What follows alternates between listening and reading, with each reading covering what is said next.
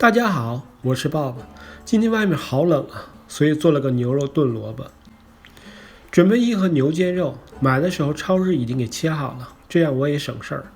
先把牛肉块放到一个煮锅里焯水，加入一些料酒，然后再加入2片姜片去腥。水开后去除浮沫，尽量要去除的干净，否则会粘到牛肉上。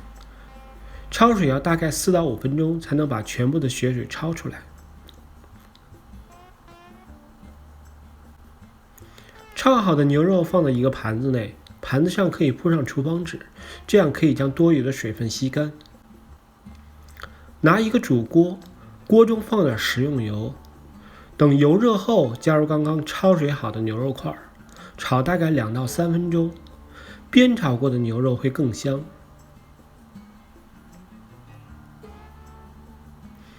然后加入开水，千万不要加凉水，否则容易让牛肉变硬。然后再加入一些料酒，花椒、大料、香叶、桂皮，一些五香粉，几片姜片，2勺生抽，1勺老抽，最后加一点蚝油。所有的材料都加完后，再搅拌一下。这时我们可以盖上锅盖，小火慢炖1个半小时。利用炖牛肉的时间，我们准备点白萝卜。这次买的萝卜特别个大，大概有5、6斤重，所以只用1段就可以了。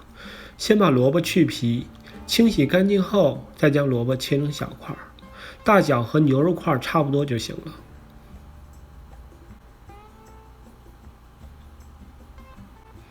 已经炖了1个半小时的牛肉，这时候我们加点盐，然后倒入刚刚切好的萝卜块。虽然看着汤比较少，但这时候也不需要加水，因为一会儿萝卜会出水，否则汤就会太多了。然后继续盖上锅盖，炖半个小时。半个小时后，牛肉炖萝卜就做好了。牛肉软烂，萝卜已经炖至透明。